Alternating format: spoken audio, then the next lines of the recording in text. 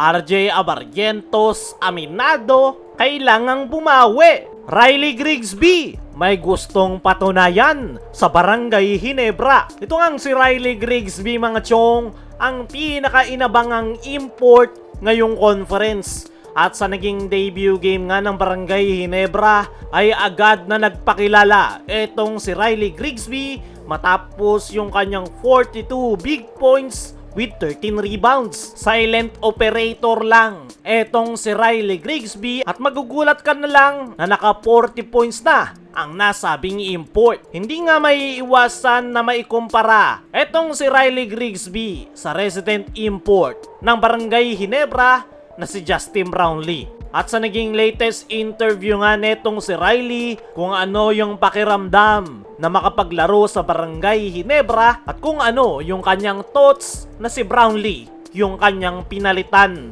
At nabanggit nga mismo netong si Riley Grigsby na masayang masaya siya na nakapaglalaro sa most popular team in PBA. Patungkol naman kay Justin Brownlee ay nire-respeto niya daw ang resident import ng Barangay Ginebra na si Justin Brownlee, pero naglalaro nga daw siya sa Barangay Ginebra para tulungan ang kanyang kupunan na makakuha ng panalo. Hindi niya nga daw kailangang gayahin si Justin Brownlee at lalaruin niya nga lang daw kung ano talaga yung kanyang laro. Para sa akin mga chong, iba yung laro ni Justin Brownlee at iba rin yung laro netong si Riley Grigsby. Walang kailangang ikumpara dahil parehas nga silang mahusay na import.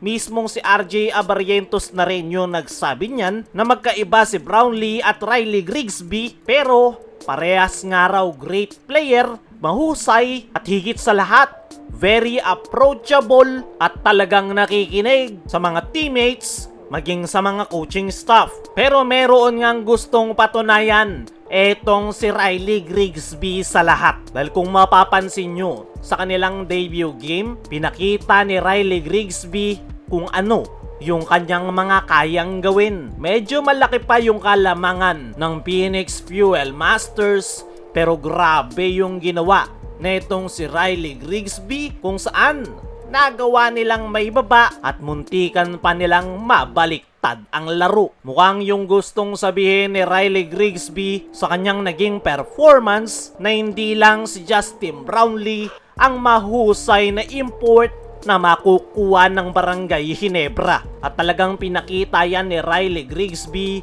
matapos siyang magtala ng 42 big points. At sa tingin ko nga mga chong, hindi pa tumotodo etong si Riley Grigsby. Sa katunayan, bitin na bitin pa ang nasabing import dahil sinusukat pa lang niya kung gaano kapisikal ang laro dito sa PBA. Kaya inaatake niya ng inaatake yung painted area.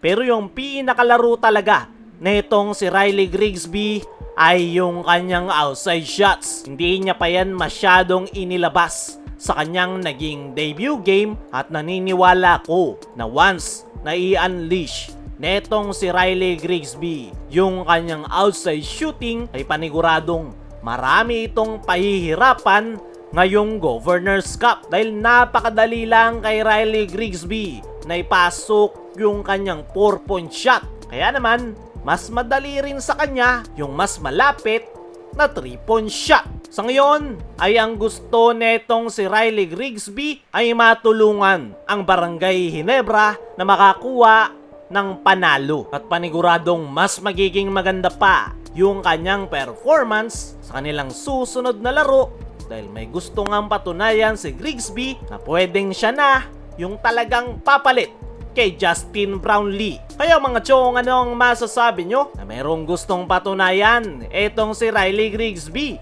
I-comment mo lang dyan sa ibaba. Samantala, RJ Abarrientos aminado, kailangang bumawi. Eto ngang si RJ Abarrientos mga chong, ang isa sa mga hindi naramdaman ng Barangay Ginebra sa kanilang nakalipas na debut game. At sa kanyang naging latest interview ay aminado ito na hindi naging maganda yung kanyang performance. Hindi niya nga daw ginagawang excuse na ilang practice pa lang yung kanyang nadaluhan sa Barangay Ginebra matapos yung kanyang naging stint sa Gilas, Pilipinas. Kailangan niya nga daw maging better player lalo na ngayong conference dahil matagal-tagal nga raw mawawala si Scotty sa kanilang kupunan. At para sa akin mga chong, ito talagang si RJ Abarrientos ang pinakakinakailangan na mag-step up. Kailangan ng Ginebra ng leader dahil wala si Scotty ay si RJ yung kailangan na magpakita. Kaya mga chong, ano ang masasabi nyo? Naminado etong si RJ. Ano rin yung masasabi nyo na merong gustong patunayan si Riley Grigsby? I-comment mo lang dyan sa ibaba.